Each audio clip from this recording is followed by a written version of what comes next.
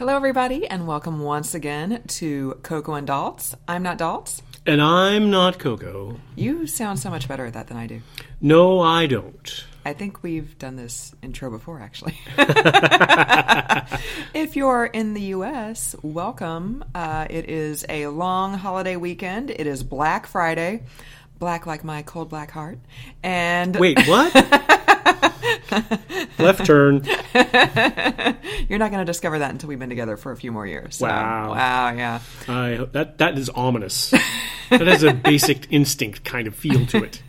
Ominous like Widows, Oh. which we are going to review for you today. Smooth segue. Also ominous like the second season of Goliath, which we are going to leave till the end, but not ominous like Bohemian Rhapsody, which we're going to kick today's podcast episode off with. Tell me, Daltz, what did you think about Bohemian Rhapsody? Well, thunderbolts and lightning, they're very, very frightening. They are if you're my dog, who's also named Coco, yes. Galileo Figaro. Are we going to have to pay Queen royalties now that we're... No, I said it. I didn't sing it. So I think right. we're okay if it's like spoken word type stuff. Well, to be safe, why don't we move on? So I liked Bohemian Rhapsody, the movie. Mm-hmm. Not the song? I like the song in a novelty kind of way. Oh, okay.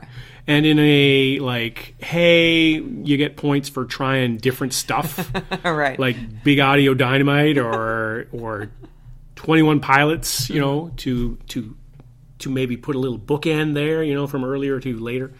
But the movie itself was like I don't know, it was fine. It was good. It was a good made-for-TV production. I would agree with that. The music was great, but the movie, I think, didn't have anything to do with the music. Like, the music existed long before the movie. Mm-hmm. So you have music that tells the story of the movie. You sort of don't really have any choice but to be good in that regard, if that makes any sense. It's not like the movie was... it's not like they generated the music for the movie. Right. Mm-hmm. The music was always there. So they had basically the parameters to set up the movie. Just fill in the blanks a little bit along the way, and you have a movie. So it was good. It was fine. What did you think? I felt the same way. I'd heard so much positive about it before we saw it that I was expecting it to be better than it was. The final scene where they recreated the Live Aid set was spectacular. Yeah, that was good. I really enjoyed that. That was enjoyable. That was definitely the best part of the entire movie. Well, and I felt some tension there, and I felt a little bit of anxiety, and you know, like what you're supposed to feel in that situation. Uh-huh. And so that was, yes, I like that scene very much. Yeah, but the rest of the movie, I definitely agree with your assessment. It felt like a made-for-TV movie. It felt very like, well, here's the scene where Freddie meets the other Queen guys, and here's the scene where they find out that an agent is interested in them. Like it wasn't like a natural, organic flow. It was very much like individual set pieces, right? At least little chapters. Yeah. It did feel kind of choppy. I did think the guy who played Freddie Mercury. Actually, I felt like all the actors did really good jobs, especially like the guy who played Brian May and the guy who played and they're Roger all Taylor. dead ringers, by the way. Oh, they my all God, right? very much look like right. Queen. Like, it almost seems to me they were cast for their looks more than their acting skill. But they were still... But they really fit the parts. They really did a good job acting. Yeah, the only thing I will say about, I don't know how to pronounce his name, so I'm going to say Rami Malek, is... It's probably a better attempt than I would make. Let's just put it that way. He did a very distracting thing where he kept sucking on his prosthetic teeth. Yes.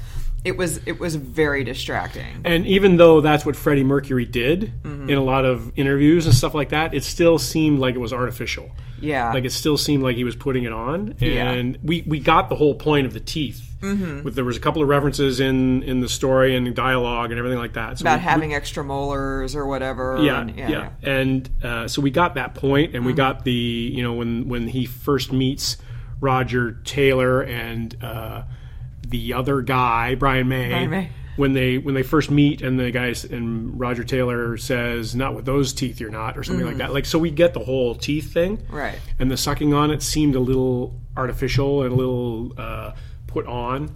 I did read. I mentioned this yesterday after we saw the movie, an interview with Rami Malek where he said that he had to wear the prosthetic for a while because he had to get used to it. And I'm like, yeah, you're not. You're still not used to it, bro. You needed more time with the teeth. Yeah, definitely. Maybe put them in before the first day of filming because... But he was really good. He came across physically as Freddie Mercury. Yeah. I didn't see... I've seen enough Freddie Mercury interviews over my many, many years that I think that he didn't quite hit that in terms of the... dialogue, in terms of that kind of thing, but the body language and everything like that, he very much hit it. And he has a physical presence very similar to Freddie Mercury. Like, his build is very similar, or at least he got into that sort of shape for the movie. So I thought physically he represented the role very well. And he looked the least like the band members of any of the four guys, I thought, anyway. Yeah, me too, which is crazy because he did have the same kind of similar bone structure and similar coloring. And his eyes were similar and everything. There was a lot of similarities, but I could still see, it was like, that's not Freddie Mercury. Yeah, at the very end, over the closing credits, they actually have a performance of like the real Queen, and it was so crazy, like, whoa, is that Brian May or is that the guy who's playing Brian May? Like, it's really Brian May, but they look so similar. And Deacon looked a lot like the real Deacon, too. I think it's Brian Deacon, but a lot similar qualities there. So they did a good job in the casting. And the music was great, and the staging was great, and there was a lot of great about it, but it just didn't add up. Some of the parts were not there. Yeah, definitely. Like I said, I was expecting... I love Queen, and I'd heard enough positive stuff about it,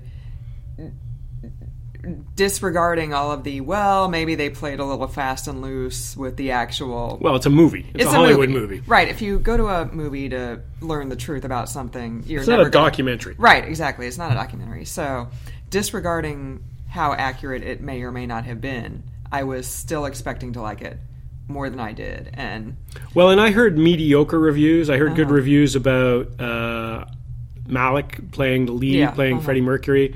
And then I heard the rest of it was sort of mediocre, and I thought, well, let's give it a try. And then when I read that Bryan Singer was the director, Bryan Singer, of course, being the director of one of my 30 movies in the top 10 of The Usual Suspects, which I just saw the other day, as a matter of fact, while I was ensconced in a hotel room while Coco was training for one of her many jobs. I thought... Optimistically, I thought, well, Bryan Singer did such a great job with Usual Suspects that maybe he's going to turn this into something that's more than just a rock biopic. And it was a rock biopic. It was fine. It was good. It didn't blow me away. Right. And maybe I needed to be a bigger Queen fan, but you're a big Queen fan, and it didn't blow you away either. Right. I would have actually liked more use of the songs, but then at the same time... There was a trailer for an Elton John movie that was called like a quote rock fantasy, that it looks like it was, like he's singing Rocket Man and then everybody just starts levitating. And I was like, I don't know if like that's what Bohemian Rhapsody would have turned into if they would have used more of the music. Like suddenly somebody to love, everybody's in like a field, and they're holding up candles or whatever. So. Well, rock is such a trippy thing, right? Like it's supposed to be a little bit surreal and it's supposed to be a little bit fantastic. So like Yellow Submarine, dating all the way back to Yellow Submarine and on and on and on to all the movies that they've done, like The Doors, they're very, very well done rock movies that you get that it's rock and roll. You get this like, wait a minute, why are people levitating off the ground? That's not the way it works in real life. Right, totally. I don't believe this movie at all. Well, you're not doing drugs like the people that are in the movie supposed to be doing. So I understand all that part of it, but the part to me that was a little bit disjointed and I wanted to see more of was there's a scene where Freddie Mercury is writing a song when they're in the barn studio in remote England. And in advance of one of their huge albums. And Freddie Mercury's sitting there in the room by himself, and he's going, oh, that's really good. And he's writing a song. Yeah. And to me, that would have been the more interesting stuff. Is how were these songs written? Yeah. Like where did Night at the Opera, the album? They talked a little bit about that. But the Bohemian Rhapsody, we don't really get a lot out of that other than Freddie Mercury was inspired by opera. Yeah. And maybe that's all there was. Uh-huh. But for me, from somebody who's a craftsman of words, I would like to know what goes on behind the scenes. Like what is the muse there? What inspired them? What came, rather than just look at his face and say, "Oh, that's very good," and then he writes it down. Yeah. It's like, what is the song that he's talking about? What's the lyric? Where are we here? What's happening that is turned him around? Like, show me a flashback of him and his wife that he left because he wasn't feeling like he was completely heterosexual and she was uncomfortable with the situation. Like, do something there with that rather than just look at him and, "Oh yes, that's really good. I do say I have written." Of course, that's not the way he talks in the movie. That would be awesome if that were. "I do say, oh chaps, let's give it a good college try. Yes, what? Thunderbolts and lightning, very, very frightening." So that's my impression of a moment in Bohemian Rhapsody. Awesome. I've left you speechless with that. Yeah, you totally have. I really don't know how to follow that up. With that last bit of dialogue. Yeah. So should we go to the next movie that we double dipped on? We should. That was what I was going to say. So we double dipped again yesterday, and of the two movies that we saw, I'm glad that we didn't pay to see Bohemian Rhapsody. Like, if we were going to pay for one of them, that's the one that I'm glad that we didn't pay for. The way I like to think of it in my mind to sort of rationalize it all is we paid for both those movies. Right. It's just we paid a discounted rate. Right. So let's say we paid $18. I can't remember what it was. $18 for two movies. Well, we actually paid $18 for two movies. So for 4 tickets. Yeah. So let's say that's more than $4. It's like $4.25 or something like that. Don't try to do math. Yeah, I will try to do math. We're going to do listeners. Yes. Use listeners. Yeah. There we go. That's what I want to say. So that's the way I try to think about it. I try to rationalize it and say we're just paying a discounted rate. Okay. We're not ripping somebody off. So the first movie that we went to see before Bohemian Rhapsody was Widows. And what's the plot, Coco, of Widows? So Liam Neeson is a member of a gang of crooks. Ne'er-do-wells. Yeah, like thieves in Chicago. And at the beginning of the movie, they get busted after a heist, and they all die. And their widows... Not really a spoiler. Yeah, not a spoiler at all. No. Their widows are left to pull off the next job. There's blackmail involved. That they were going to do. Yeah, there's blackmail involved. Or else they wouldn't do it. Right. The widows don't really want to do it, but... And the widows don't have really any sort of crime background. Right. Like, they're all tangentially aware of what their hubbies do, but they're not in the life. So they have to figure out how we're going to do this. And that's the rough outline of the movie. What did you think, Dolls? Did you say that whether you liked it or not? I did not know. Okay, so I liked it a lot more than I liked Bohemian Rhapsody. Mm-hmm. I thought it was very well directed. Steve McQueen, not him of the, dead guy on a motorcycle from ages ago, Great Escape. That's not him. Different guy. British director who is doing really well. Did 12 Years a Slave. Fantastically directed. And also, the pace was really good. So there's a couple of scenes, I don't know if you noticed, where traditionally, so you'd have a two-shot where there's two people in the frame, and one of them looks at the other, and so then what happens is you go back and forth looking at the faces. Mm-hmm. And in this particular movie, we just saw in this case, it was Viola Davis. She was looking at the camera, and then it just stayed there. Mm-hmm. And she was having her expressions facing the camera, and it was very, very awkwardly long. in terms of traditional Hollywood. Like usually it's back and forth, cut this, cut that, cut to this, cut to that. So where I'm going with this is there's a lot of different kinds of those things in the movie where it was untraditional. Like the scene where Colin Farrell and his assistant get into the car coming from a rally, and they get into the limo, and we don't see them in the limo, but we hear their voices talking, and it's a one shot. It's like they follow all the way along on, like, so the camera's affixed to the hood of the car, and we just see the panning of the neighborhoods that they're going. So they go from the poor neighborhood to the nice neighborhood. It goes from one side of the car to the other side of the car with a camera, and we're during the entire time we are hearing their voices, and we're hearing Colin Farrell argue with his assistant, who happens to be his lava. And I think that was really interesting too. So there's a lot of really interesting direction done there. It's like, okay, Colin, you're going to go in the car and we're not going to see you. Yeah. But you need to be irate. You need to be really torqued off. And then assistant lady, you need to be like telling him to stand up and be the quote unquote man and all that sort of stuff. So there was a lot of really interesting back and forth in that way, and a lot of creation there that you don't see, a lot of creativity, I should say. And the acting was fantastic. I thought that Colin Farrell and Viola Davis and a little bit of Liam Neeson was good, and some of the other Michelle Rodriguez was good.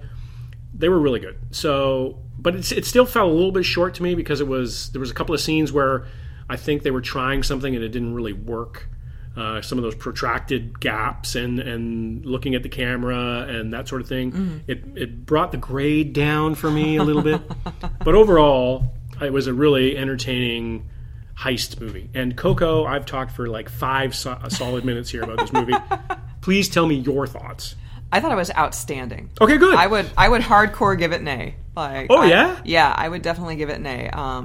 Like you mentioned, all the performances were amazing. I did like, you were talking about the shot with the camera on the hood of the car and you don't actually see the people. I also liked how Steve McQueen played with a lot of shots. The camera isn't looking at them. The camera is looking at their reflections in a mirror or in a window. Yes. So kind of to underscore the fact that not everything is as it seems, especially for Viola Davis, like her character through the whole movie. I thought it was really smart. I thought it was gritty. Halfway through the movie, I thought, this is the kind of movie that's fronted by women that should be made. Yeah, I agree. Because whenever Hollywood makes a big deal about it's a movie with all women, you end up getting crap like the lady remake of Ghostbusters or Ocean's 8. Or another Sex and the City movie that Sarah Jessica Parker is dying to get made that nobody else in the world wants made. So stand down, SJP. Wow, that's a scab that you just picked right off again.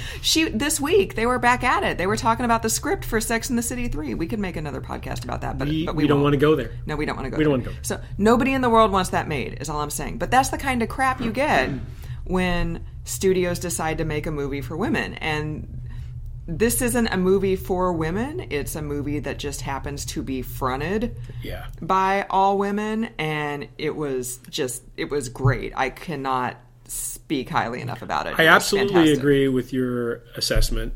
And I absolutely agree with the fact that this happens to be a great movie that is the focal points of this movie are women. Right. So it's not like this artificial, let's remake something that was designed for guys, right, and put a bunch of women in it, right, and then it's going to be successful because it was guys doing it before. No, like this was a legitimate storyline. So you can't imagine this story being flipped. Right. So like a bunch of house dads are at home, and all of a sudden their crook wives, significant others are all killed, and so they got to go out and scramble. You know what I mean? Like there's a little bit of condescension, sexism there is like, are the women going to pull it off? Well, women can pull this stuff off just as easily as men. Right. So there was a little bit of that annoyed me. It's like, are they going to get their act together? And golly. But it was really well done. You didn't feel that in the movie. Like you going into the movie is like, I think there's a certain,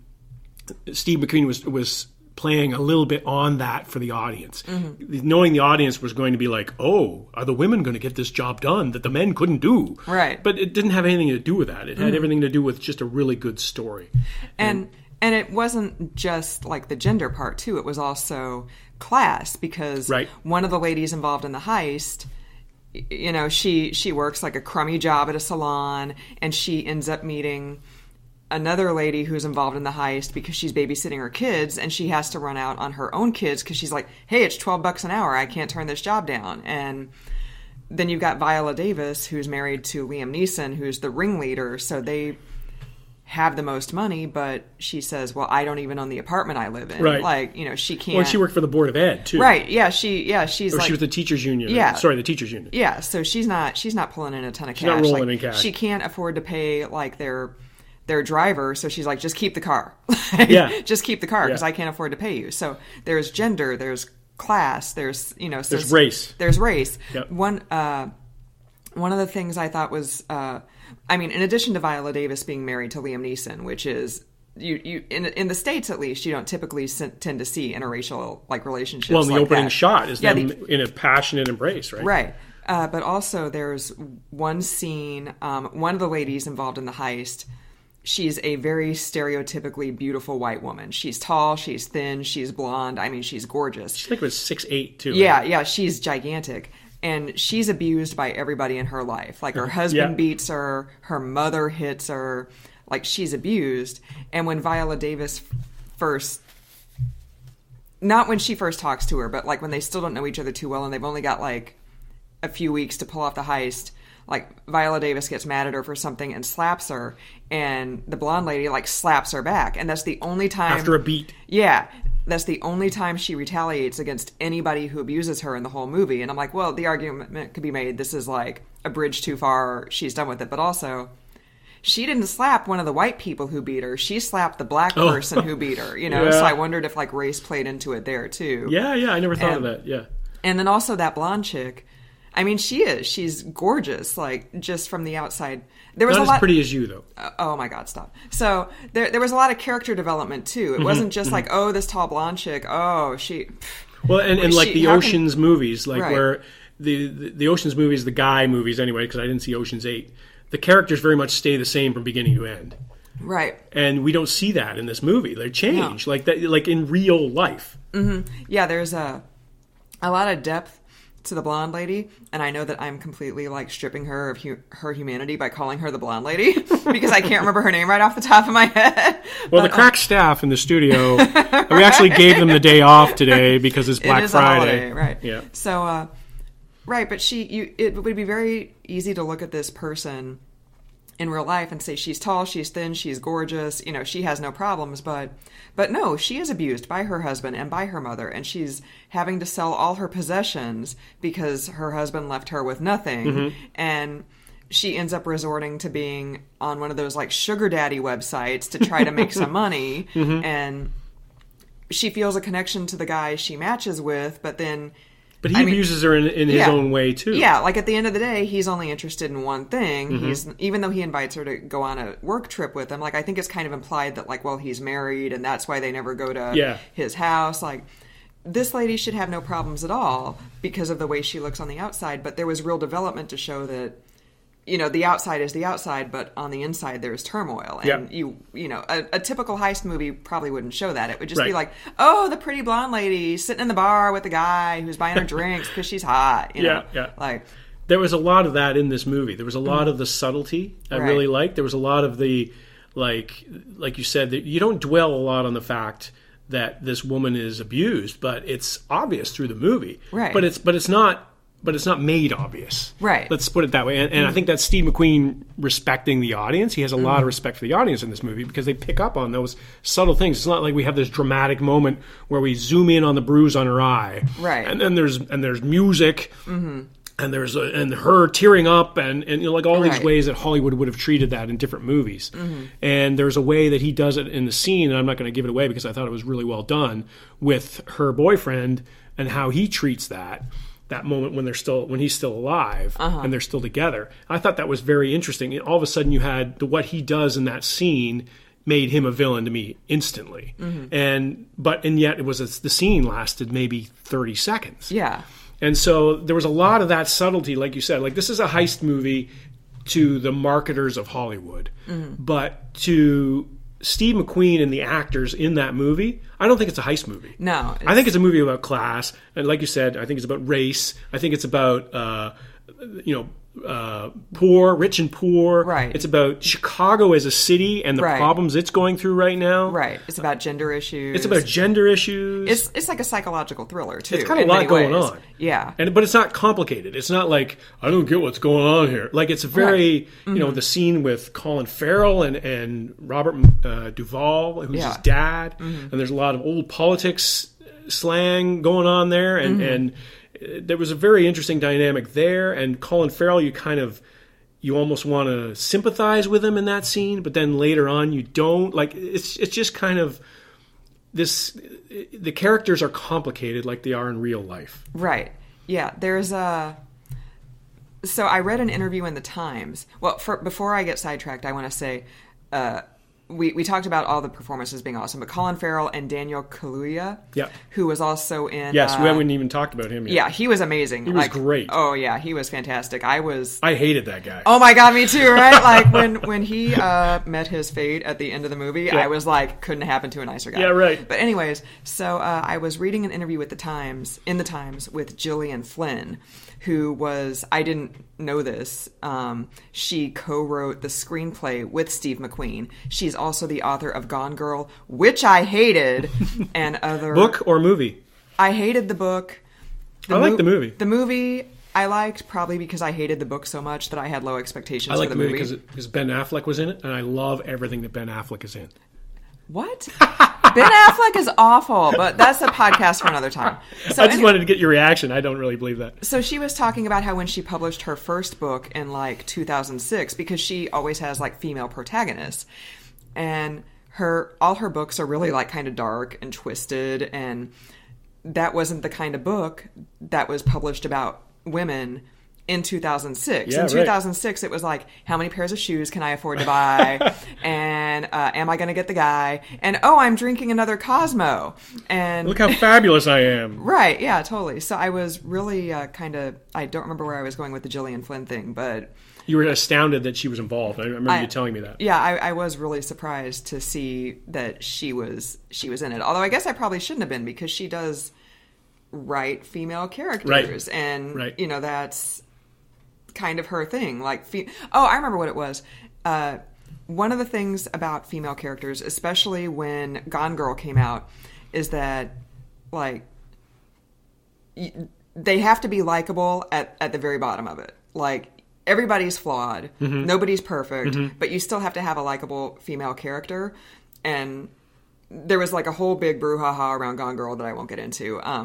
But I thought that all the lady characters in Widows, I thought they were all likable. Yeah. Like, they were all flawed, as every human in the world is. But their flaws weren't like, I'm a homicidal sociopath, like Amazing Amy and Gone Girl was, Like, their flaws were just everyday flaws. And they're just trying to do the best that they can do in the circumstances that life has dealt them through no fault of their own. Well, and I think that has a lot to do with reality. Like, that's a very good reflection of reality, is that there are people that struggle with things every day that we don't know about. That right. Cliche, right? Like, you don't know what's going on behind people's eyes. Right. As you see them on the subway or in the grocery store or whatever, like, everybody's got something that they're dealing with. Right. And nobody is simple. Nobody is purely a villain. Nobody is purely a hero. I mean, that's just the way it is in real life. And I think that's absolutely correct, is that these women are struggling with these things. Tall blonde lady was struggling with some things. Michelle Rodriguez was struggling with some things. Mm-hmm. Viola Davis was struggling with things, but they were all very different things that they were struggling with. Right. And they also had some victories, too. I mean, they were, Michelle Rodriguez had kids that she loved and doted on and very much were the center of her life. Viola Davis didn't have kids in the movie, but there was another story around that is tragic. Well, she had a dog. She had a dog that very much looks like the real Coco. Yes. That dog and is actually a very key player represents a key moment in the movie. There was a massive plot twist that I did not see coming. You didn't see that coming? I didn't see that coming, which I should have, because we discussed why I should have seen that coming last night. I won't give that away for our listeners, even though I do tend to spoil things. But that plot twist was basically announced by the dog. Right. Right. And there's some foreshadowing in there. So this is another one of those rare movies where you can watch it again and get just as much, if not more, out of it the second time. Right, so totally. again, like earlier we were talking about Bryan Singer's The Usual Suspects. This to me is the classic watch it again movie, and then like, oh yeah. Yeah, totally. And then you're putting all the pieces together, and you've seen the scene where it's Kaiser Soze and it's not Kaiser Soze, and Right. is it really Kevin Spacey? Who is it, and what's going on? This is not on that same level, but there's very much those kinds of clues as you go along, and you see what's going on behind the scenes. It's like, oh yeah, I can see why that happened. I mean, hindsight is 20/20, Right. but at the same time, it's not unintentional in a movie. These Right. are things. These are little pieces of popcorn on the trail that are laid down intentionally by the director. And also, speaking of, with Viola Davis's wardrobe, in the beginning, she's wearing a whole lot of white. Right.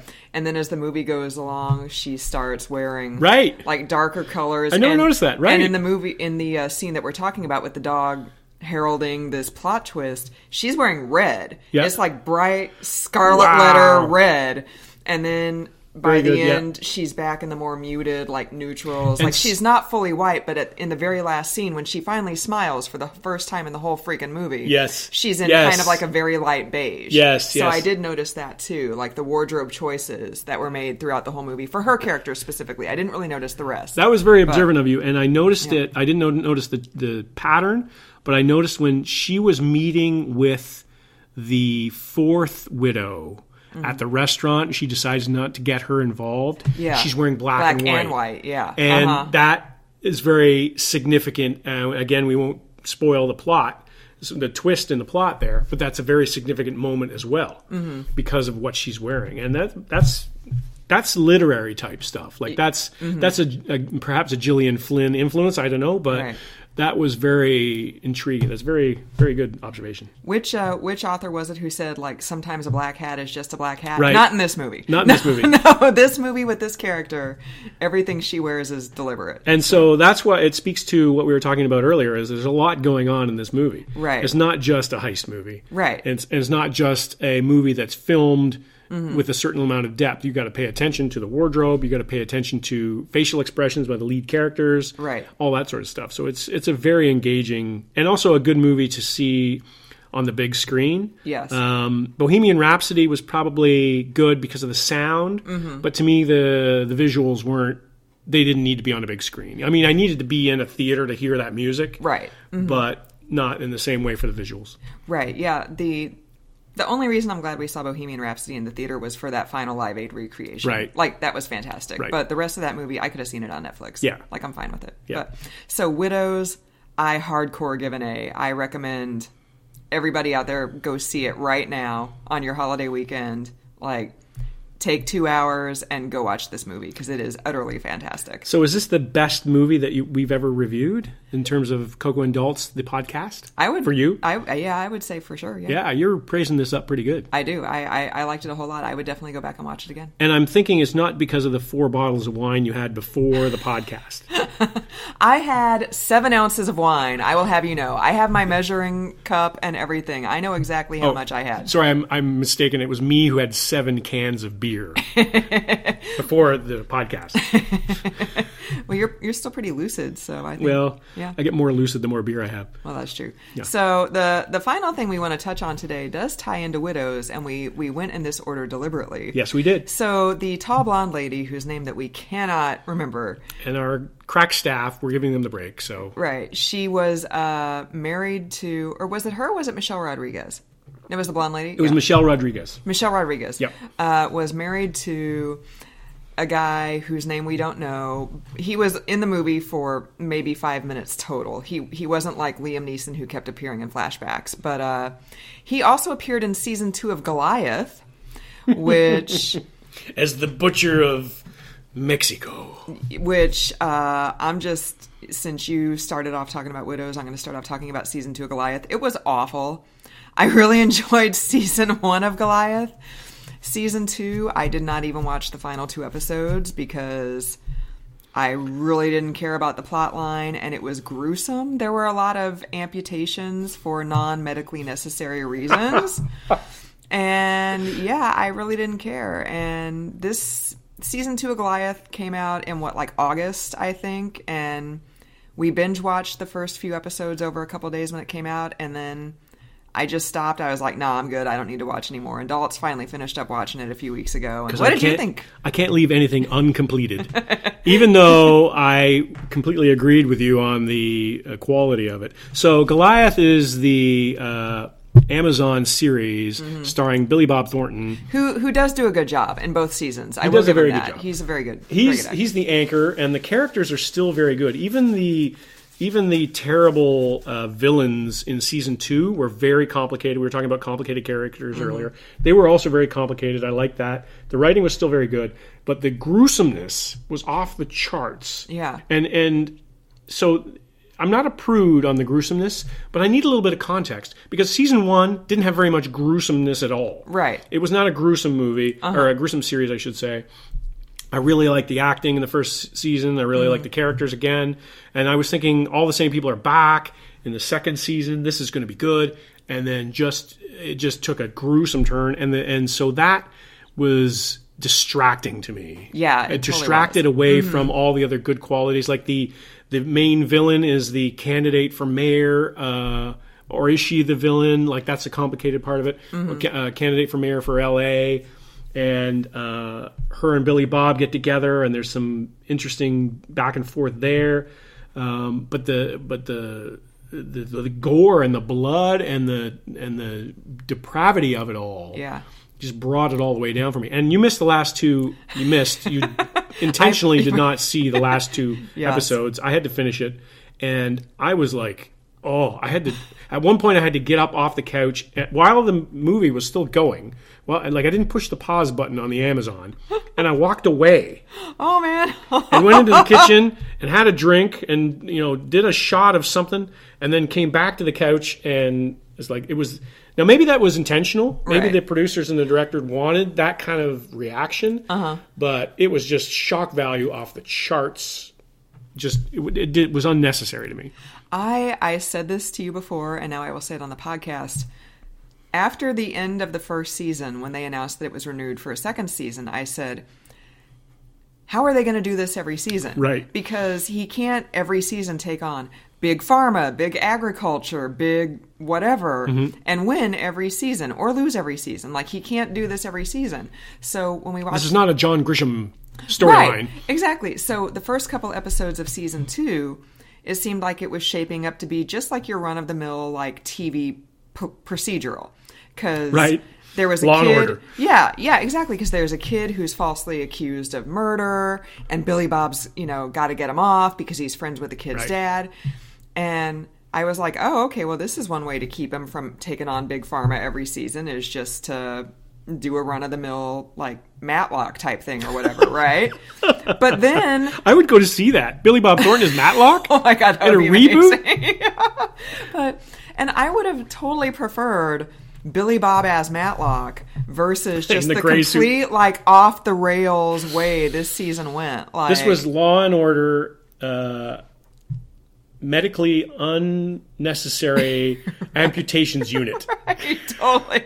It was, and it sucks because Billy Bob is so good, and then and here I go not remembering a blonde lady's name again. But she was great. Yeah, the lady who plays his blonde assistant, she's sassy. Yeah, but she's troubled, and she just says whatever comes into her mind, which I love. Yeah, she's so good, and she's getting together with the former hooker is really good. Yeah, and Paul Williams is good. Right, the core characters from season 1, their performances were fantastic, but it's just it just went. The writers were like, "How are we going to top season 1?" And they just started throwing everything against the wall with drug mules and amputations. And I'm like, I tapped out. I'm like, I'm done. Well, I'm wondering if studio got involved here, and to a certain point, creativity by committee ends up being terrible. So it was we're going along, and maybe that was after the 5th episode. They're like, okay, we need something different. And that was different. I mean, it was... Let's just bob at everybody. You know? Right. Like, it was just... To me, I know you don't feel the same way, but it was the Stranger Things Season 2 to me. Stranger Things Season 2 was still relatively good compared to this Goliath Season 2. But it was the same as Season 1 to me. It was like the mystery was gone. Yeah. Because we knew what 11 was all about. And there was this and there was that were just kind of... It was just kind of mediocre. And so now I'm out of Stranger Things. Like, it would have to be spectacular for me to see Stranger Things 3, even though the performances were still really good. Right. I liked a lot of the plot and everything like that. But there was that odd episode where they had the 11 went to Chicago. Is that the one you're talking about? Yeah, 11 went to Chicago. Oh, we're going back to Chicago with widows. Chicago, there you go. Like, but that was that whole thing where all of a sudden it was like Suicide Squad set up or something like that. They were setting up a split, spinoff. The spinoff. Thank you. And so that was tangential. And now we're going with Goliath with the mad amputator, and it just didn't seem right. So now I'm out of Season 3 Goliath. Like, oh wow, if they come back, like, my time is too valuable to get involved, because it's not just one episode. Like, when you watch TV these days, because there's availability of all the episodes, it's not like you can watch it on a Tuesday, and then if you don't like it, you just don't watch it the next Tuesday. Right. Whereas if it's in your queue, it's sort of sitting there nagging you. It's like, Season 2 is finished. Season 2. Watch me, watch me, watch me. See, I didn't dislike Stranger Things Season 2 as much as you did. Like, it was a letdown from Season 1, but I didn't hate it. Like, Season 1 was like an A. I'd give Season 2 like, B, B minus. Oh, yeah. You know. So I'm going to watch Stranger Things Season 3. I'll watch Goliath Season 3. But even though I missed like the last 2 episodes of Season 2, but if either one of those seasons is bad for me, then I'm out. I'm not going to watch Season 4 or either one of them. But you're able to do that. You're able to bail on stuff where I'm not able to bail. Yeah. If I start, I got to finish the story. So to me, it's more like, okay, you've committed a crime for me in these 2 seasons. I can't go to Season 3, because if I watch the first 2 episodes of Season 3, then I'm probably going to have to watch all 10 episodes. Right. But that's whereas you can just bail. That's the good thing about the streaming seasons, is they're only 10 seasons. It's not like network TV where you're in it for 20 to 24 episodes. Right. You know, it's 10 episodes. They're anywhere from 30 to 60 minutes apiece. Sure. And just like with Goliath Season 2, like, I was like, yeah, you know what? I don't really need to watch the last couple episodes. Like, I'm good. Like, I might even not finish the whole season if it's awful. See, it was nagging to me. It was like, what's going to happen? What's going to happen? I got to find out what's going to happen. And instead, you just watch like a whole lot more amputation. And I regretted it. But I finished it. So now it's not sitting in the queue going, you're going to watch me. You're going to watch me. All right, fist bump. So I want to close with, I just hope that you won't bail on our love like you've bailed on Goliath and other shows that you did not like. You bailed on your marriage, so I think there we go. I did not. Well, we're going to edit that part out. That's the 7 ounces of wine talking right there. Okay. On that note. And if you've made it this far, thanks for tuning in to another episode of Coco and Daltz. For another week, I'm not Coco. And I'm not Daltz.